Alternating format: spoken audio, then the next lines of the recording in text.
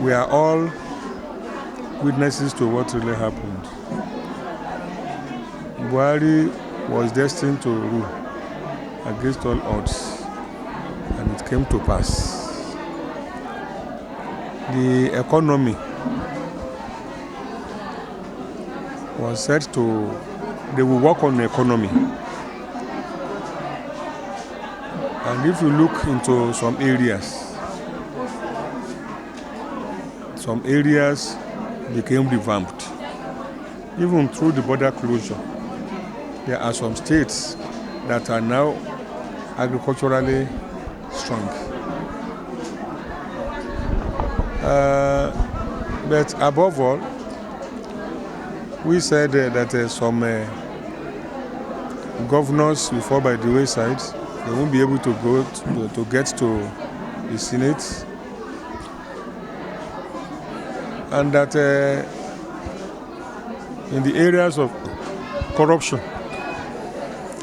that God will expose a lot of them. Everything happened.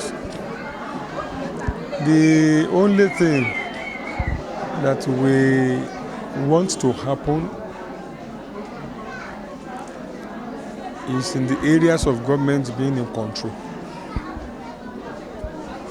This government is not in control.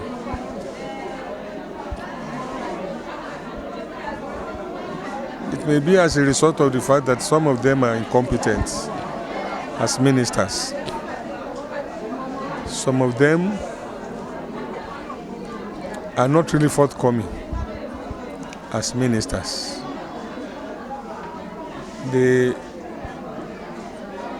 perform below our expectations.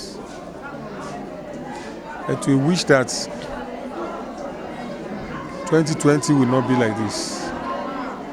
However, what is on ground is that there will continue to be security challenge in 2020. And some projects will receive favorable attention in 2020. In the areas of education, it will receive a boost. It will be revisited, and the government will try as much as possible to give us a better boost in the areas of funding education and repositioning the order of things to our favor.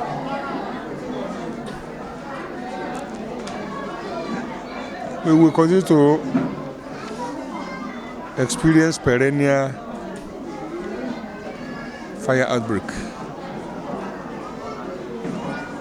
It is essential that our people learn on how best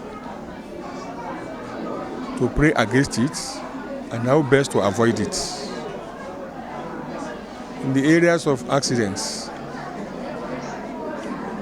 there will be minimum in the areas of air mishap. There will be a lot of threats, but not just a minimum. In the areas of the threats will defy solution. Just a minimum. Road accidents will continue, but all these things are avoidable if we can heed the voice of God. If you can be conscious of safety and security needs, they are avoidable. In 2020, one popular religion icon will die. Nobody knows. But even me, I'm praying against this, not to be the victim. But it will happen.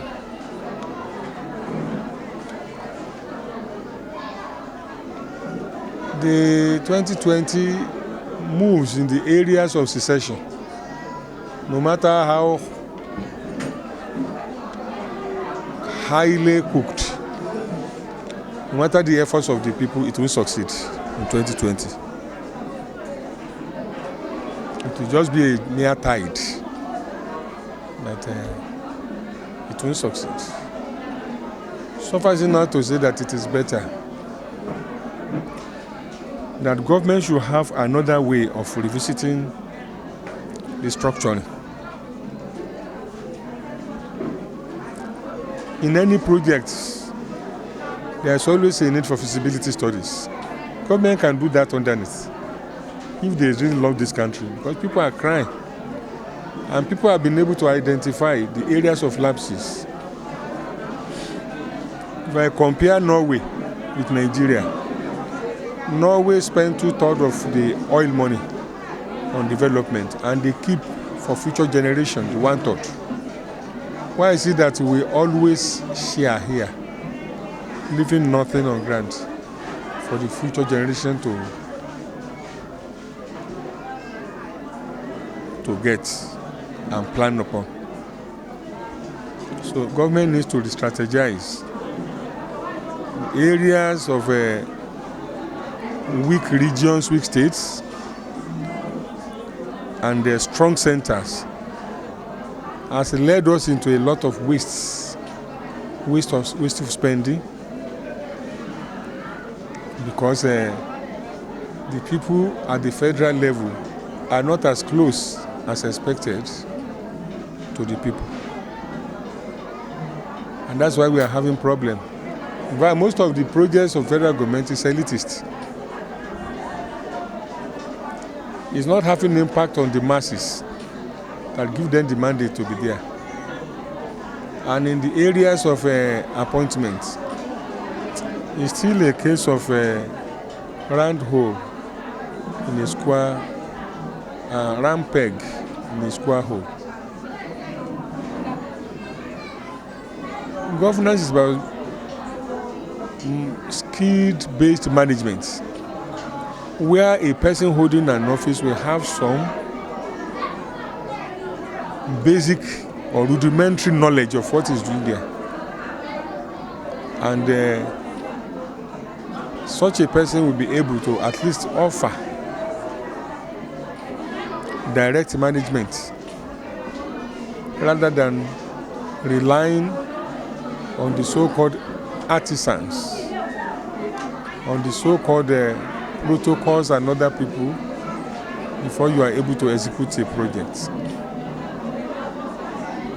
Authority in governance matters, but there can never be authority where the skill is not there.